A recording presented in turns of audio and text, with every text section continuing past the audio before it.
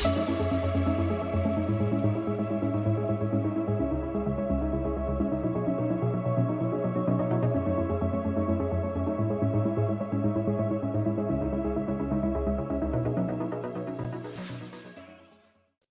what is up? It is White Trash Donnie. Welcome to the Sloppy Syndicate show. We have none other than a young other in the house tonight. We will bring them on shortly.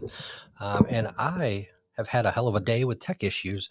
So a big shout out to Ken, the content coach, for helping me through my issues. And it was as simple as hitting one button that I was not hitting. So we are good to go on the Rodecaster, the Sony, and the computer. So boom. So we are going to call in the stars of the show, Young Other. They are based out of Massachusetts, a rock band. Recently won Battle of the Bands. So very exciting news, and we will bring them in now. And let's welcome Young Other. Hey, what's going on, everybody? What's up, dudes and dudettes? Thank you so much for having us here today. It's a pleasure having you guys on the show. I know you guys are busy, extremely busy, and prepping for the tour coming up within a month. So you're based out of Massachusetts. So yeah, tell the fans a little bit about yourself and how you got started, and we'll go into some Q&A and just chat it out. So sounds good. So my name is Adam. I am the drummer for Young Other, and this man right here, Dale, the lead singer and storyteller of Young Other.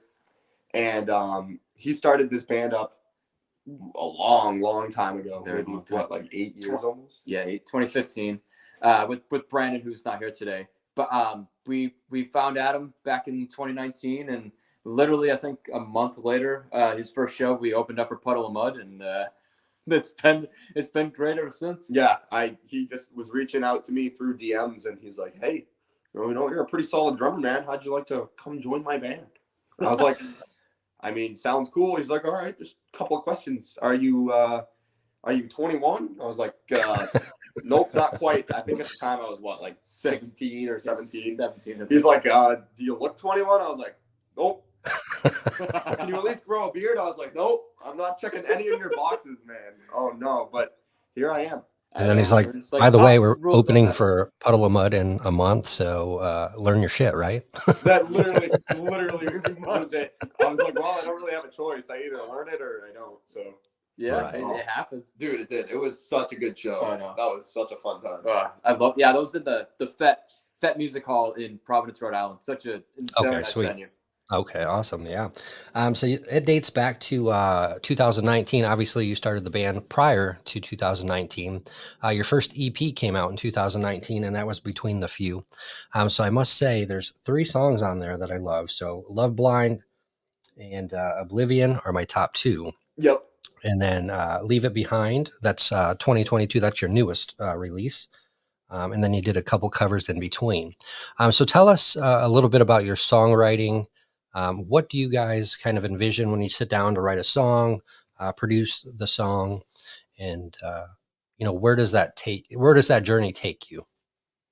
I think we kind of like all look at where we're at as a band. Like, I mean, especially with the newer stuff that we have coming out, we just kind of look where we're at in our lives, and we just sit there. And I mean, even the instrumentals of the song speak the level of emotion that we're kind of going through, whether it's the heavy drums or the pulled back drums with certain techniques, or certain guitar lifts, whether it's clean or distorted and different tones and stuff. And then when it comes to the lyrics and stuff, it's very lyrics kind of based around my life mostly, but I mean it ties in with whatever we're feeling, because I talk to the guys too, so we all just kind of do like a, hey, how you guys been doing kind of thing when we sit down before we write these songs.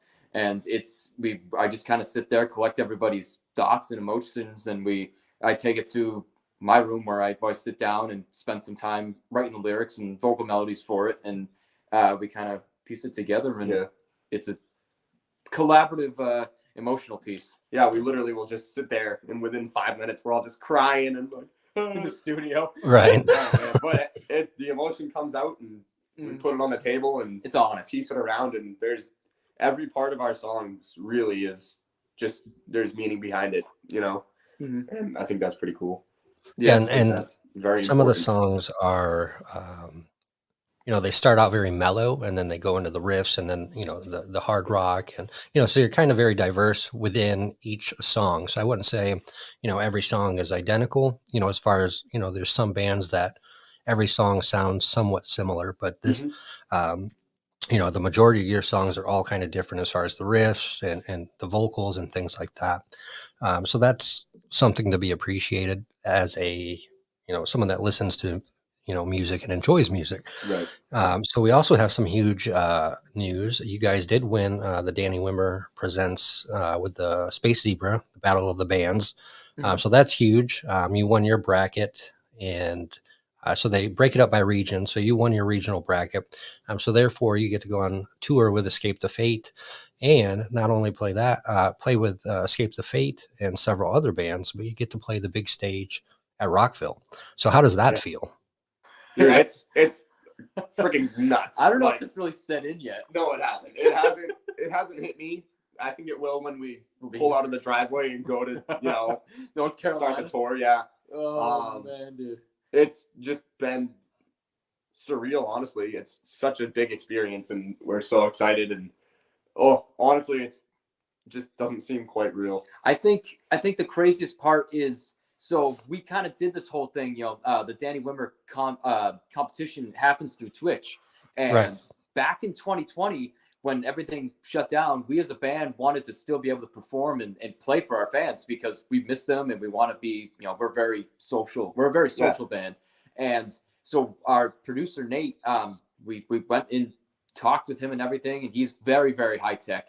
And he was like, "Hey, let's live stream." And we're like, "All right, well, what do we need to do?" And we've invested a lot of money and time into this, and we didn't know whether it would pay off or not. But people were really enjoying like being able to sit in their living room, have a multi-camera, professional audio live stream that even Right. if they donate to it, launches smoke geysers right in our space. Like, so it was very interactive.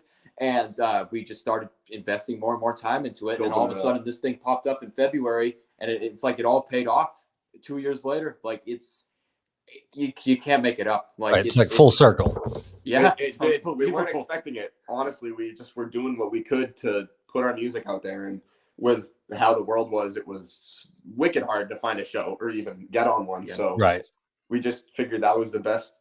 Well, I was even skeptical at first because I was like, okay, yeah, like Twitch streaming, but like, how is that going to really progress anything? And Right. it did. And I was like, okay, wow, like this is really cool. And it just kept building up, and then eventually got us to where we are. 16,000 people watched this live stream on that competition when we were on the last round there. I think And it it's was like 500,000 unique viewers or something. Yeah, 500,000 unique That's viewers crazy. over the whole entire stream. But it's just like nuts. the fact that we streamed a performance of 6,000. That's our big show until we play Rockville. Yeah, Right. like, even if they were on the other side of the screen, relaxing, having a beer, I know. they saw it, and it's Right. cool to reach that many people.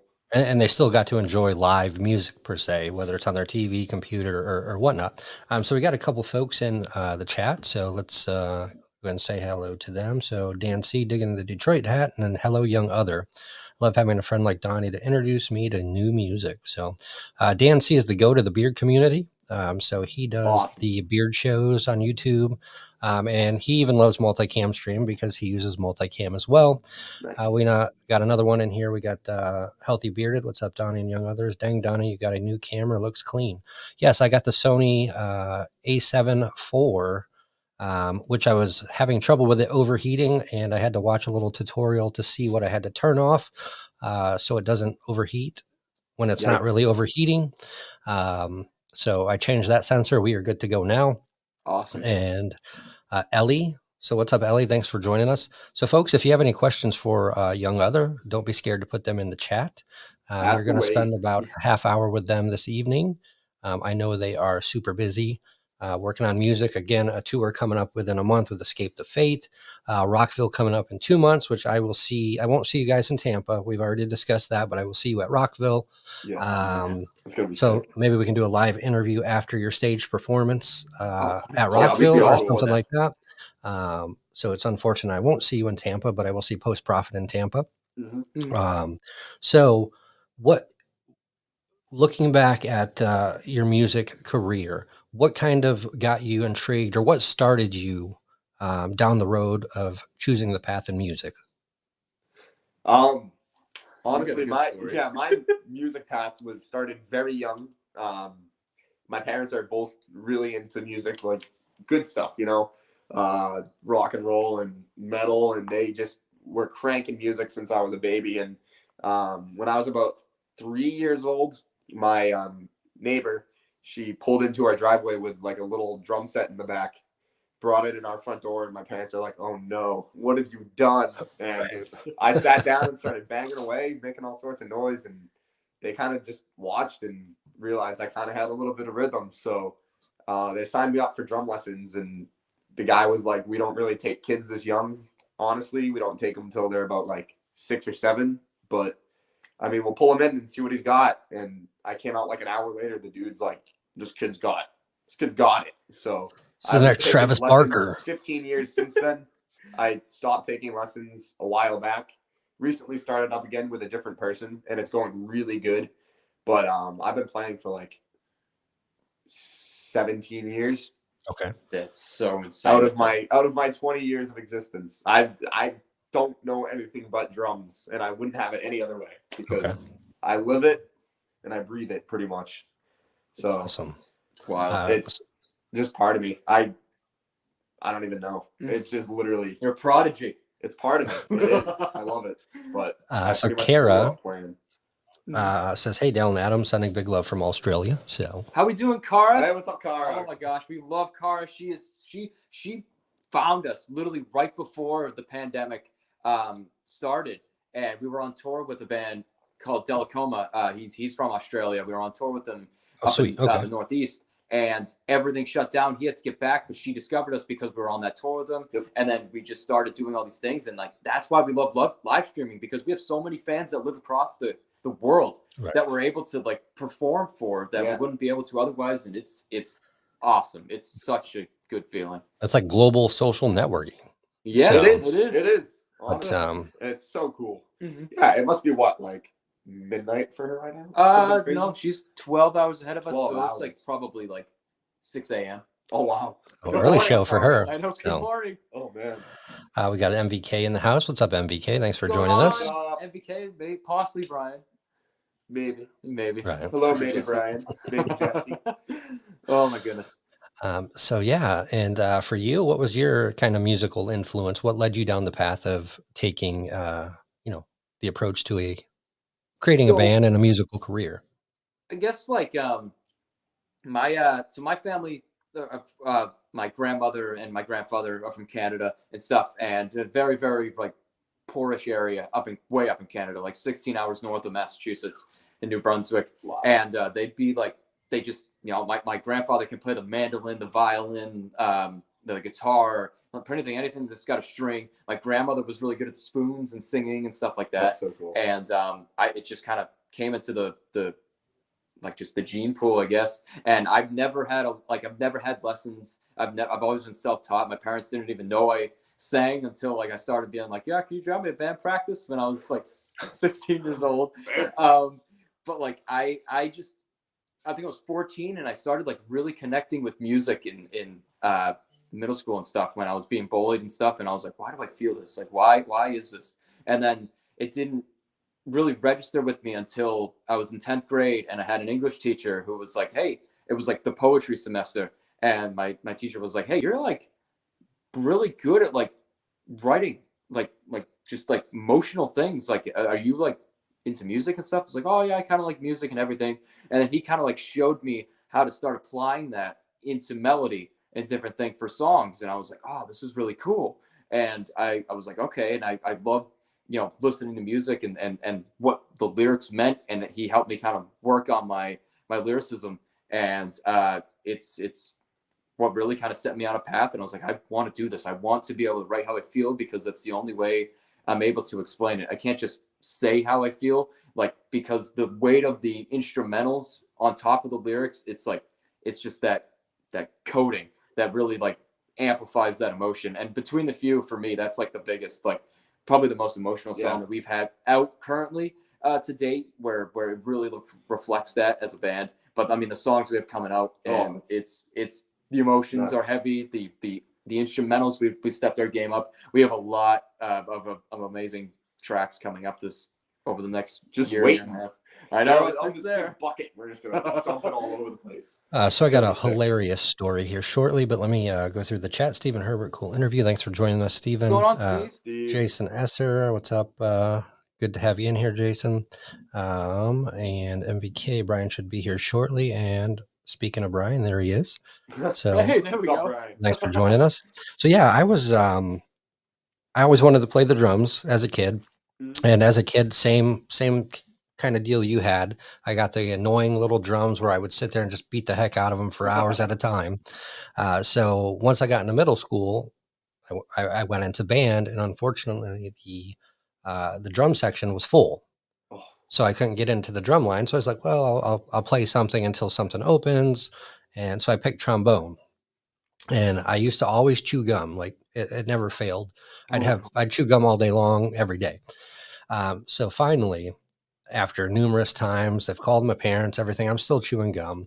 So I got kicked out of band. And this is how I got kicked out of band, was for chewing gum. So the final straw, the band professor calls me to the front, draws a circle on the chalkboard, makes me put my gum on my nose, and I have to put my nose on the board for the entire class, and then I got kicked out. So that was the end of my band career. Oh, no. That's like, why would they embarrass you like that? That's not right. I mean, this was years ago, so they're like, yeah, this like, you know. Oh my God. And my mom's like, well, you deserved it. You should have listened, you know. So it is what it, you know.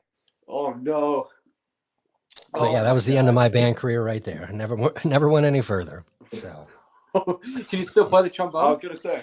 No, I haven't touched the trombone in years. So yeah, I was kind of emotionally scarred because I had to put my nose right there.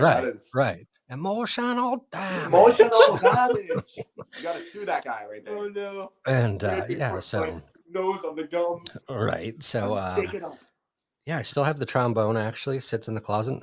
Hasn't been opened. Hasn't been touched. So, but yeah, I wasn't a big fan of the trombone anyway. So I had my eyes set focused on the drums. Yep. So actually, in my church group, I started to learn drums, and they were teaching me 1 2 2 1 2 2 1, and I'm like ADD, so I'm like squirrel. So if I don't get something within like 10 minutes, I'm like, all right, I quit. I'm done. Like I don't get it. So that was the end of my drumming career. So yeah, nothing fared out in the music industry for me very well.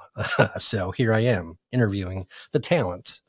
So, hey, but it's a talent in itself to be able to bring new music to people, and like people really appreciate that, especially us as upcoming artists. Like this is an awesome opportunity to be a part of, and I enjoy it. So if they say you enjoy it, you don't work a day in your life, right? So this is a hobby of mine, and big things to come. 2022 is going to be a big year. And I think even for the music industry, we're actually getting out, going to the festivals again, and it's just kind of the world's opening back up a little bit.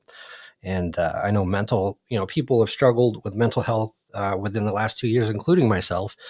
So this is definitely warranted. And I'm sure I wouldn't be surprised if this is the biggest Rockville. I don't want to say of all time, but the biggest Rockville of the years I've been, just because everybody wants to get out of the house and go to a festival. So yeah, 100%. I couldn't agree more. It's like, me personally, mental health wise, ever since the pandemic hit, it was. Oh yeah, and I know it was I want to say almost everybody got negatively affected. So it's just gonna feel so good to get back into it and just hug people. I know this is the start of the giant upswing that's gonna happen because of this all. Oh yeah, and it's gonna be awesome. We're social people as musicians. We want to be there and with everybody, and that's such a big part of it. Just connecting. Oh yeah, and it's gonna be awesome to just see so many faces. I can't wait. Yep. So I'm excited to see Rockville and just to see the sheer number of people out there. They switched it. It used to be in Jacksonville. They do it at the Speedway now. So it is definitely going to be much more open, and they can have an entire, I don't know, probably 100,000 more than they could at Jacksonville. So Brian is actually saying 160,000 people over 4 days in November. Expect more in May for sure. So that was just in November, and the pandemic was still kind of going on. There was 160,000. So we'll probably hit, say 200,000 would be my guess. If So we played to like 30, even like 25, I don't even. What am I saying? Like 1,000, dude. Like if right. Like my anything, gosh. anything. Just Oh, playing to people. I know. It could be 2 of them, as long as they're enjoying it. Plus, it's our first time in Florida, so what an Yeah, awesome our way first Florida to be. show ever. That's pretty crazy. That's insane. Yeah. So that's going to be the first show in Florida, and hopefully your biggest for quite some time. So, Easily. Oh, we're so excited. so Nathan says, "What's up, boys?" What's Going up, on, Nate? Uh, That's our Danny? producer, Nate.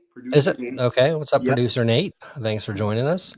Bearded Vato, what is this? A marathon? Yes, Vato. I have 4 shows today, so this There is you my go. 3rd show. So thanks for joining in, Vato. I think I've seen you in the other 2. Thanks for hanging out. Probably has some gum sticks still in the case. I probably do. I probably still have some gum stuck in my the little mouthpiece I there was gonna too. That's say, been like, no. That's where I thought the story was going. I thought you were gonna go do a solo and just blew a bubble out the front of it. so wasn't that cool of a story, but it was pretty cool. Now that I look think back so. and had to stand in front of the class with gum on my nose, I was like, whatever. Oh, no. So MVK Music Group, MVK Cares, which is big with mental health. So definitely, if any of the folks listening now or in the future on the podcast, MVK Music Group, they do take mental health very seriously and have a program called MVK Cares. So you can take a look at that. Donnie better be hanging with us at Rockville. Hey, I'm down for it. I'll see you guys in Tampa.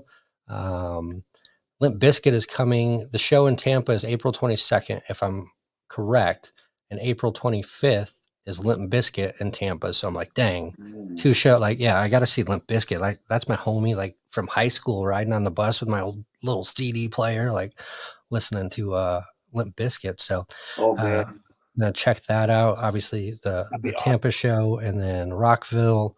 I'm gonna try to go to Incarnation up in Ohio. Just kind of travel. Around, do what I do, interview some of the bands, have some fun.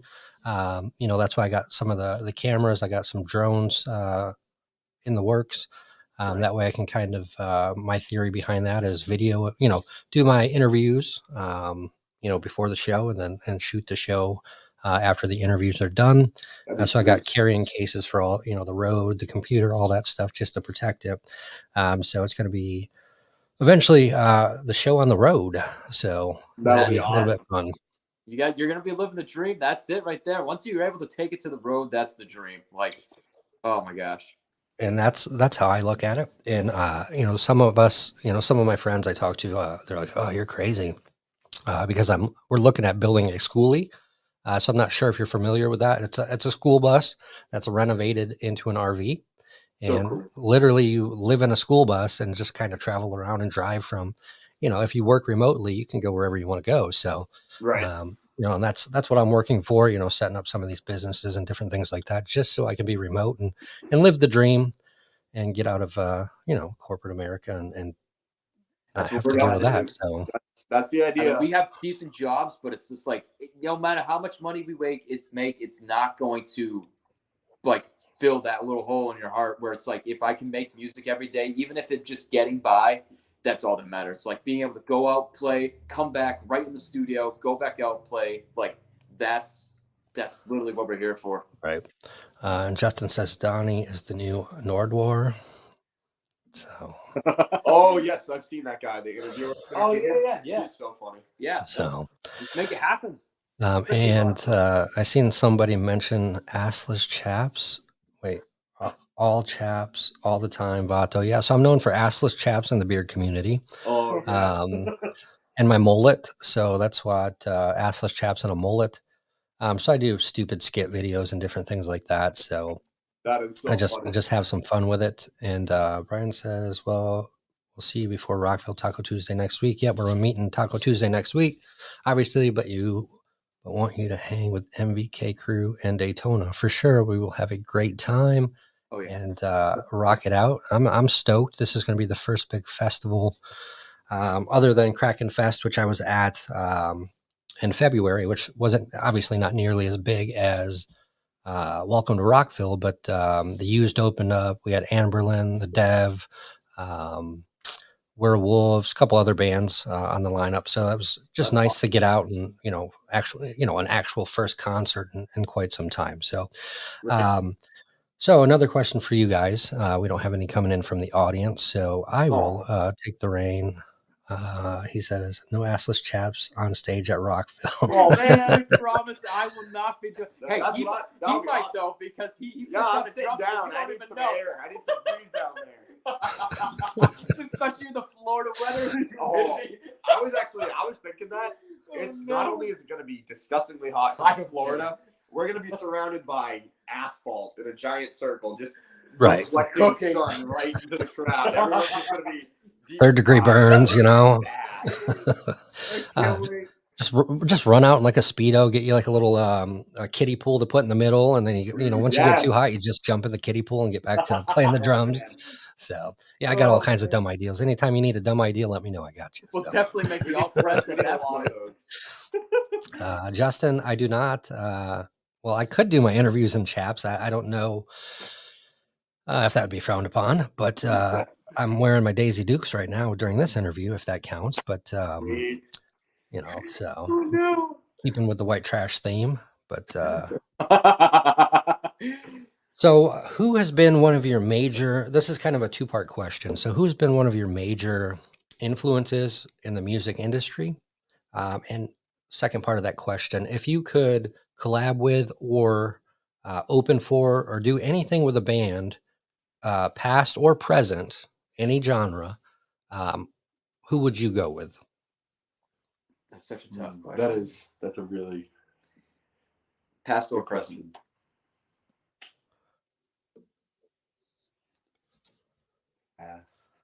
Past? Yeah. And Jared wants to know if he's allowed to wear assless chaps at the show. So No, it's Jared no, Gordon, he's maybe. filling in for bass. No, that kid. No.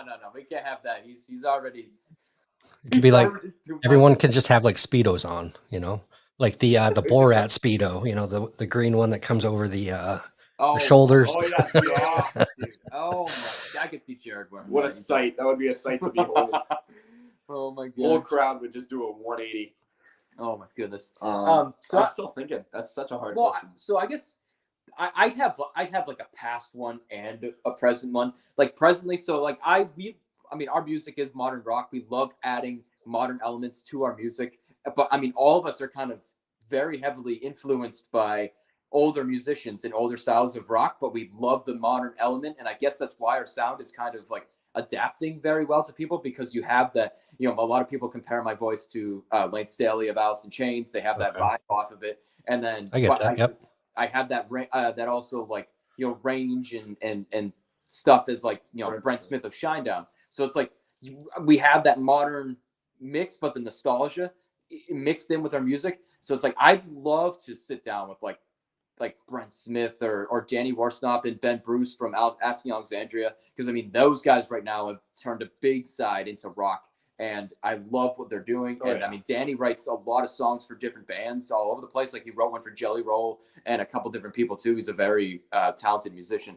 But I don't know. I mean, I even like Lane Staley, I'd love to just like hear the raw power. And I mean, I feel like he was kind of before his time in some ways, especially with Facelift and stuff, like bringing the blues back into rock, like in 1990 and stuff like that, with being the founder-ish of grunge, even before Nirvana came out. Well, I mean, Nirvana was out, but 1992 is when they dropped their big thing, and Facelift was already out.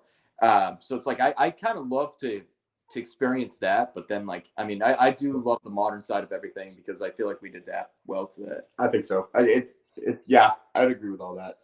I'm trying to think. My influences honestly are all dead. Like when he says a lot of my influences are like old, I would like Neil Peart, Rush, obviously, John Bonham, Scott Phillips, Alter Bridge drummer. I take a little bit, like honestly, from everybody. I just see a drummer and I like them, and everybody has their own style and way to do it, in different style and tone. And I think they're all just so amazing in their own way. So I kind of just absorb all these different drummers and try to incorporate all of it. Because I feel like that's the best it could be, is to just, I don't know. Well, then feel take it and put your own little twist onto it. Right. Yeah. I definitely have inspirations, but mainly I feel like I just drum how I feel, and it seems to be working. Yeah, and that's, I get it, because that's a loaded question for myself as well, because I mean, there's just so many artists that have influenced me, or I'd love to be just on stage with Garth Brooks, Countryside, the goat of all time. I grew up with him, Pantera, Ted Nugent, just listening to them in my dad's old 5.0 Fox Body Mustang, driving like hell down the road. Nice. You know, just little things like that that bring back memories. And, you know, so Pantera, Ted Nugent, and Garth Brooks are the ones that come to mind immediately. So, Wow. See, if we're thinking that, like, I'd love Yeah. ZZ Top. Like, my ZZ dad Top. Oh yeah. gave me so much ZZ Top when I was a kid, and it's just like I love that. And I just recently, not too a couple days ago, saw that picture that they took It's of so sad. Billy Gibbons. He was playing his guitar and looking over at Dusty's hat, just sitting on the other mic, and it's like, oh my gosh, like He they're passed the away like a year ago, right? yeah, A little. and over. they were the longest lasting original lineup band in rock and roll history, and it's like, and they ripped, like they just had that I feel never good, knew- I like never knew that. rock and roll, and it's like it would have been cool, like even just taking some of that and being like, yeah, like I love this riff and kind of like modernizing it and stuff. Just, it'd be cool to like bring some of that old stuff into modernness and like bring a resurgence to rock in some ways. And like this is so much, like this is so many possibilities. and what, you know, what I find intriguing about Young Other is, you guys, like you said previously, you guys kind of tie in multiple eras, I will say, you know, different kind of styles of rock. So, so we got a few more things going on in the chat. So let's hit that. Archie Mundo says drummers can wear assless chaps. You can't even tell snare and bass drum will cover it up. There you go. I like that. That's a good point. And Jared says fine, like he is disappointed. What's up, Bearded Accountant? Thanks for coming in. Question from Justin Bell. Most memorable gig and why? Ooh, that's a good one. That's actually a good question to have now before we even play this tour and stuff. My most memorable gig, I would say probably one of our most recent shows. We opened for Nina Strauss, who actually is the guitarist for Alice Cooper, and she has her own solo project. So she came, she did a tour. We opened for her at Wally's Pub in New Hampshire. That was a killer show. It was a Thursday. Dude. Yeah, it was a Thursday, and we were expecting like a decent crowd. There ended up being like 250 maybe people, and everyone was having a great night. Everyone was just jamming out. I think that's like the most memorable show because it's like it was the first like we're back. Like we had been pretty quiet for a while, Mm-hmm. show wise. And so to get back out there and just have it be a wicked sick show felt really good. Like that's something I'll always remember. It was like that was the show that just said after 2 years of like really not being able to do anything, like playing performance wise, we stepped on that stage with like 250 people. It was like, dude, we still got it, man. Let's make this happen. It felt really cool. You're back. Maybe specifically because it just felt wicked legit. Like they were setting up like the whole barrier up front of the stage, clicking it in, and everyone was like waiting at the barrier. I was like, usually I just go wait at the barrier and watch a band, but now I am the band. So it was just kind of cool to be on the other side of it. Yeah, no, it was awesome. Awesome staff and everything. Brian says Allison Chen. That's the secret. That's the reason why right there. He probably listened to my voice and was like, this guy's heavily influenced by Lance Staley's Allison Chains, and I love Allison Chains. We'll pick him up. What's up, Nick H? Thanks for coming in. Daniel the Bearded, thanks for coming in. And he says Brent Smith, Shine Down. I would. Jared says I think the band would fit in best with Shine Down. I think so because they have the heavy stuff, they have the pop stuff, and I mean, if you like with what you're saying, I mean, Leave It Behind and Love Blind, total opposite sides of the spectrum of rock, and it's like we love playing it both. Absolutely, for sure. And then Archie says I would love to have John Blackwell Jr. teach me for 30 minutes. So that'd be a very interesting kind of like course. Foghat, Strangehold, Uncle Ted. What's up, ABB? Thanks for coming in. So yeah, So we are at the 35-minute mark. That time has flown by. So, as a band, what do you think your biggest challenge has been so far? That's All of them. I guess. Wow. Well, I'd say the pandemic. Yeah, man. pandemic, 100%. 100%. Just in That general. that made so many bands were sitting there like, oh, okay, I guess we're gonna wait and see what until we can play new shows. That's And what I we were mean, doing if at Nate's first. still in the chat here, like this man was like in July, we did a live stream at our friend Casey's house in his basement, and it's just an acoustic stream. And then after that, he's like, dude, we have to do live streaming. And I was like, I don't know, man. I think things are gonna open back up come August, September, and then come August, September, things were going south. And Right. he's like, dude, I'm telling live you. streaming, listen to me. And I was like, what do we need to do, man? Tell me, we'll make it happen. And we did. And it's like that how we consider ourselves a hybrid band, because down the line, maybe 3-ish years from now, we're going to be like fully live streaming every single show that we play, like actual show. Okay. People on Twitch across the world, like across the country, if they're not unable to make the show and stuff, it's going to, we consider ourselves hybrid now. And I think that's the best thing, because we love being on Twitch and being able to like literally have conversations with our fan base all the time. It is really nice. It's amazing. It's more than just a fan base at that point. That's what it makes it a family and a community. And that's what we want. And the reach is even further, compared to, say 10, 12 years ago when it was CDs and different things like that. And if you weren't on a big record label, you weren't really being put out everywhere. So now, the pros and cons to the online streaming and stuff like that, as far as record sales and things like that, which you guys are well aware of being in the band. But, I mean, you guys can reach Australia, like Cara, and you guys can reach, you have a worldwide reach now versus, a region or even a nation. So, so pros and cons again, with everything, but I think that's helped a lot of bands explode. Now we have some English bands in America that are exploding over here, and so vice versa. So another question: Do you find that as a band now, you have to play toward a mainstream sound, or have you stayed true to your band roots?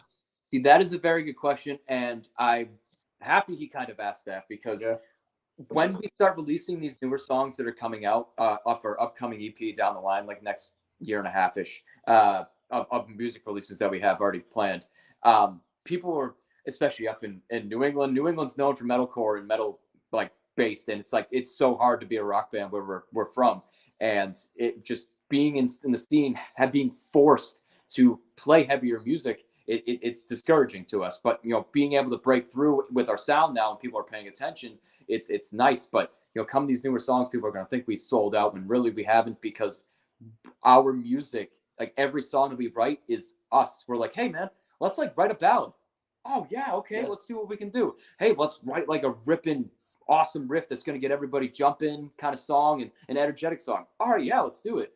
That's what we love about being classifying ourselves as modern rock, because we can go as light as we want, ballad, to the point where we just have like war drums going on and he's sitting there just like boom boom kind of thing. Or we have and he can play piano as well, so it's like he's on the piano for those acoustic songs. But then the other side of that, like playing a song like Leave It Behind and just like slamming that as close as metal as you could possibly get a rock song to.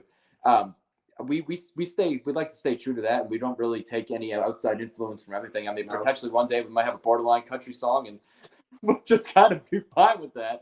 But yeah, like Caesar's country song, or even like Avenged Sevenfold. They had that Dear God song, and you had like that twangy guitar on it, and it's like they pushed the limits on that, and I love that song. Right. So it's like not holding yourselves to that and staying true to what you want to do and making it the best that you can do. It's not easy, but that's the best way. Exactly. Right. It makes it way easier. We're not writing for a mainstream sound. Right. We're writing for us.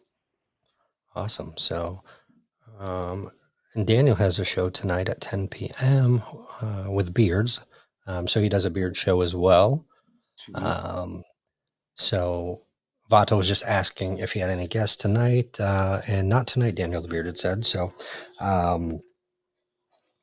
let's see, what else? What's the best thing about live performances? What do you think? Probably just the energy feedback from the crowd, I mean, you if got there the best is, seat. if there is any.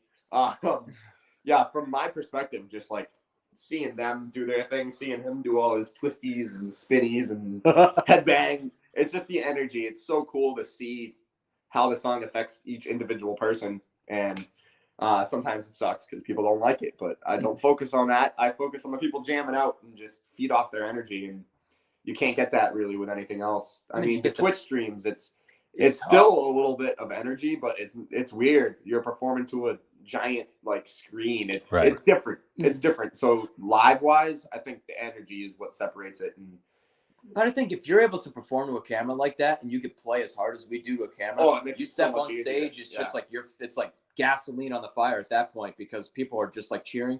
And I mean, you see it. You see the difference in the crowd too. You'll be like we'll play Love Blind, and you got people dancing and stuff, and then you got other people just kind of standing there, and then you play Leave It Behind, and then people are like, the people who are standing there are like, yeah, and then the other people are like backing off a little bit so they don't get in the face. Kind of thing. So like, wait, two different bands. What happened? Exactly. Yeah. I love being able to toss out both sides of that energy and just make that live stream. I mean, not live stream, but the live performance a memorable thing. That's our thing. It's like people pay their hard-earned money to come see us. We want to give them the best show every single possible time and make it memorable. Another question: how does your sound live differ from the studio? Do you find yourself winging it? I'm assuming like in the studio, just kind of going, not full, not hardcore like you would at a show. Yeah. So that's actually a good question. Because if you come see a Young Other show, what you're hearing will sound exactly like what's on the record. We play with, we have our samples and stuff that we use, that we create in the studio. We have that playing at the back tracks. We got our guitar tracks going as well, as our guitar's playing, leads and rhythms in certain parts when he's not singing and stuff. And we cover that basis where nothing's going to feel empty. You have that full album experience, but in a live sense with the engagement from us. So, but in the studio, it is very different. I mean, we've been going into the studio differently too now. Mm-hmm. I mean, we're working on some other stuff that's going to come out in like a potentially 2 years now. But we're writing in studio together with our producer, and it's been totally different than really writing a song here in our own space. Bringing the pieces. Yeah, so it's like we're just testing the limits and seeing what we can possibly do in any kind of environment.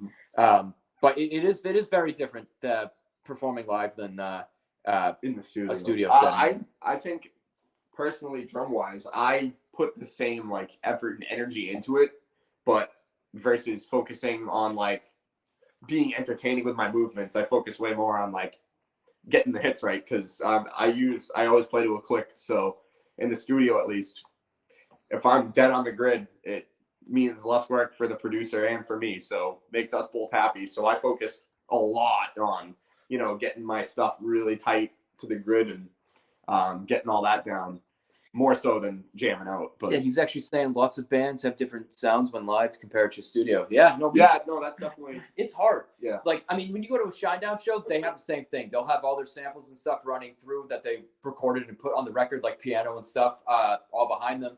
And that's something that really inspires us, because we like to have that full feeling. Like, we want to sound like a stadium band. I mean, we got an all digital rig. We don't show up with cabs anywhere. We are very modernized in that sense, and like we got a program light show and stuff that comes with our sets and stuff too, and each song has its own specifically like mapped out light show and stuff. So it's like listening to the album, you're like, oh, nice, and then you see it and it's in a visual presentation, and it's really cool. Mm-hmm. All right, folks, we are at 45 minutes, so we're going to wrap it up here shortly. I know they are extremely busy preparing for the tour coming up. So we'll take a couple more questions. If you have any, put it in the chat, and then we'll say our final departures, and we will go from there. So Archie has a question. Do you prefer to record live as a whole band jam out, or do you go bit by bit, layer by layer? So how we usually do it in the studio, so we usually end up staying at the recording studio. He has like this whole thing where we can stay, and it's really cool. So we'll stay for like 3 days, 4 days, and we'll kind of the first day we'll just talk, plan out how it's going to go really, and hang out, get food, and then the next morning, bright and early, like 6, 7 6 a.m. They shake me out of freaking bed. All right, I'll just track the drums. I'm the first to track, which I like because then the rest of the time I can just hang out, Right. watch and judge them. And so I'll track for however long it takes. And once the drums are done, usually guitars. Yeah, so we do layer by layer. Piece by Rather piece. than sitting in a room doing it all together, because that would cost thousands of dollars. Just from needing a treated space and all that stuff like that. We do the bit by bit. But I mean, when we're writing, like if we're writing a song together at our own space before we go in the studio, oh yeah, it's all together. Like Brandon will be plugged in playing guitar, he'll be behind the kit. I'll be sitting there kind of thinking of stuff. And certain things, like, so you guys were jamming one time and I was like, oh man, that's a really cool, like, I get like a weird feeling from this. And spoiler alert, I had this feeling called I was like, oh, this like it gives me an eerie vibe of like Cabin Fever. And you guys are like, dude, I love that name.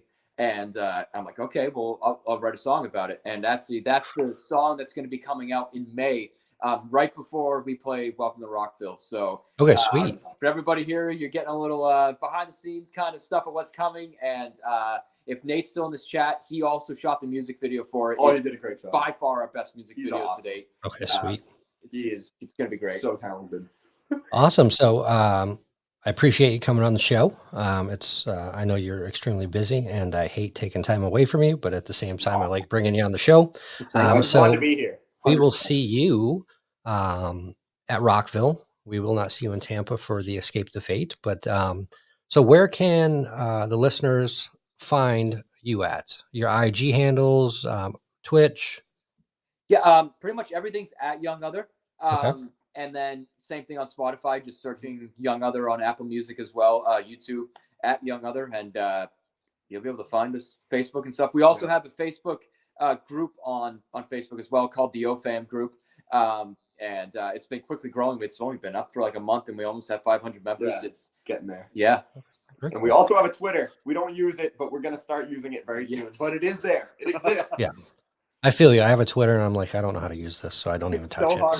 it. So bring me back to MySpace. I know. Yeah, I know. Oh, Yes. man. And AOL messaging, please. Right. All right. So thanks again for coming on, and we will see you here soon. If not, we will see you in May at Rockville, and heck, maybe we can do a interview after you guys rock it out and you're all sweaty and ready to get something to drink. In the meantime, folks, go check them out. Young Other, they gave you their tags where you can check them out, and I would highly recommend it. And we will see you next time on the Sloppy Syndicate Show. Thank you guys so much Thanks for having us, and we'll see you at Rockville. We'll see you guys later.